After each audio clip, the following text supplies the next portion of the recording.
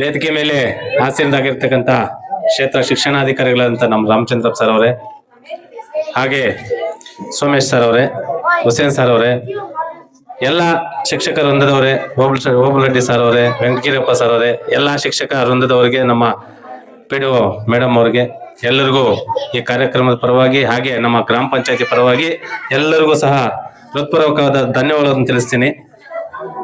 ತುಂಬಾ ಸಂತೋಷವಾಗಿದೆ. ಯಾಕಂದ್ರೆ ಪದ್ಮಘಟ್ಟ ಕ್ಲಸ್ಟರ್ನ ಪ್ರತಿಭಾ ಕಾರಂಜಿಯನ್ನು ನಮ್ಮ ಗ್ರಾಮ ಪಂಚಾಯತಿಯಲ್ಲಿ ಹಾಗೆ ಮಾದಗಡದಲ್ಲಿ ಹಮ್ಮಿಕೊಂಡಿರೋದು ಮೊದಲನೇದಾಗಿ ನಮಗೆ ಸಂತೋಷ. ಈ ಕಾರ್ಯಕ್ರಮವನ್ನು ಮೂಲ ಉದ್ದೇಶ ಏನಂದ್ರೆ, ಎಲ್ಲರೂ ಹೇಳಿದಾಗೆ ಪ್ರತಿಯೊಂದು ಮಗುವಲ್ಲೂ ಒಂದೊಂದು ಪ್ರತಿಭೆ ಅನ್ನೋದು ಇದ್ದೇ ಇರ್ತದೆ. ಆ ಪ್ರತಿಭೆಯನ್ನು ಗುರುತಿಸಂತ ಶಿಕ್ಷಕರು ಮುಖ್ಯವಾಗಿ ಅವರನ್ನ ಆಲಿಸಿ ಪಾಲಿಸಿ ಫಸ್ಟ್ ಸ್ಕೂಲ್ ಸೇರಿಸಿದಾಗಿಂದ ಅವ್ರು ಹೋಗೋ ತನಕ ಅವರ ಪ್ರತಿಭೆಯನ್ನು ಗೊತ್ತಿರತಕ್ಕಂಥವ್ರು ಏಕೈಕ ವ್ಯಕ್ತಿಗಳಂದ್ರೆ ಶಿಕ್ಷಕರೊಬ್ಬರೇ. ತಂದೆ ತಾಯಿ ಕೂಡ ಗೊತ್ತಿರಲ್ಲ.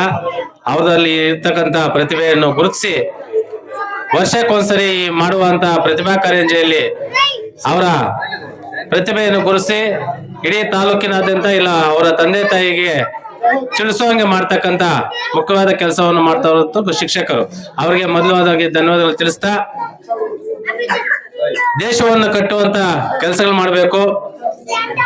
ನಾವು ಹುಟ್ಟಿದ ತಂದೆ ತಾಯಿಗಳಿಗೆ, ನಮ್ಮ ಗ್ರಾಮಕ್ಕೆ ಹಾಗೆ ದೇಶಕ್ಕೆ, ನಮ್ಮ ತಾಲೂಕಿಗೆ ಒಳ್ಳೆ ಹೆಸರು ಬರ್ತಕ್ಕಂಥ ಕೆಲಸಗಳನ್ನ ಮಾಡಿ ದೇಶಕ್ಕೆ ಹೆಸರು ಬರ್ತಕ್ಕಂಥ ಸಮಾಜ ಕಟ್ಟುವಂತ ಕೆಲಸಗಳನ್ನು ಮಾಡಿ, ಹಾಗೆ ವಿದ್ಯಾರ್ಥಿಗಳು ಇವತ್ತಿನ ವಿದ್ಯಾರ್ಥಿಗಳೇ ನಾಳೆಯ ಪ್ರಜೆಗಳು, ಹಾಗೆ ದೇಶದಲ್ಲಿ ಯಾವುದೋ ಒಂದು ಅಧಿಕಾರದಲ್ಲಿ ಇರ್ತಕ್ಕಂಥ ಮಕ್ಕಳು. ಇಂಥ ವೇದಿಕೆಯಲ್ಲಿ ಇಂಥ ಕಾರ್ಯಕ್ರಮವನ್ನ ಕರೆಸಿದ್ರೆ ನಮಗೆ ಎಲ್ಲೋ ಒಂದ್ ಕಡೆ ಸಂತೋಷ ಆಯ್ತು. ಎಷ್ಟೋ ಕೆಲಸಗಳಿರ್ತವೆ, ಎಷ್ಟೆಷ್ಟೋ ಬಿಸಿ ಇರ್ತದೆ, ತಲೆಯಲ್ಲಿ ಏನೇನೋ ಕೆಲಸಗಳಿರ್ತವೆ. ಆದ್ರೆ ನಿಮ್ಮನ್ನ ನೋಡಿದ ತಕ್ಷಣ ನಮ್ಗೆ ಪೀಸ್ ಆಫ್ ಮೈಂಡ್ ಸ್ವಲ್ಪ ಫ್ರೀ ಆಯ್ತು. ಇನ್ನ ಸ್ವಲ್ಪ ತಿರ್ಬೇಕು ಅನಿಸ್ತದೆ. ಆದ್ರೆ ಟೈಮಿನ ಅಭಾವ. ಈ ಕಾರ್ಯಕ್ರಮವನ್ನು ಕರೆಸಿ ಇಷ್ಟೊತ್ತು ಅವಕಾಶ ಕೊಟ್ಟಂತ ಎಲ್ಲರಿಗೂ ಧನ್ಯವಾದಗಳು ತಿಳಿಸುತ್ತಾ ನನ್ನ ಮಾತನ್ನು ಮುಗಿಸ್ತೀನಿ. ಜೈ ಹಿಂದ್, ಜೈ ಕರ್ನಾಟಕ ಮಾತು.